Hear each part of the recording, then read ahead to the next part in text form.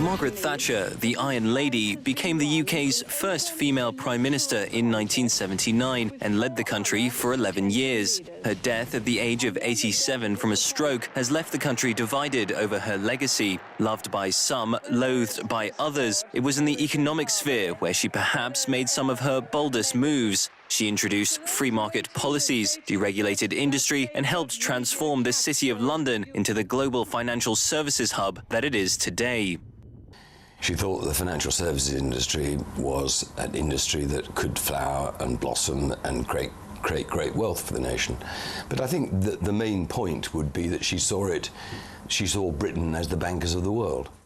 During her time in office, Thatcher sought to reduce the role of the government in the economy and sold off state-owned companies like British Gas and British Airways. She said she was good in matters of money because she was the daughter of a shopkeeper. Well, she had a good relationship with small business. It's very different because she was a grocer's daughter and she understood what it was like to be in small business. And that's very rare because very few people get to the top in politics and really still remember their roots. But the Iron Lady had her fair share of critics. She is still reviled by many trade unions who say she ignored the needs of workers and the poor. Others believe it was her unwavering commitment to free market ideology which sowed the seeds of the financial crisis of 2008, the consequences of which are still being felt today.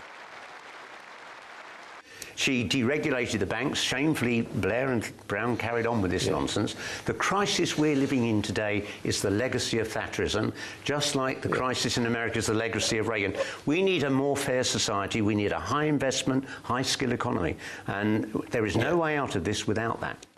Thatcher's legacy is likely to be debated for generations to come. And she has been controversial even in death, with some questioning the UK government's decision to give her a grand ceremonial funeral, which is to take place at St Paul's Cathedral in London on April 17th.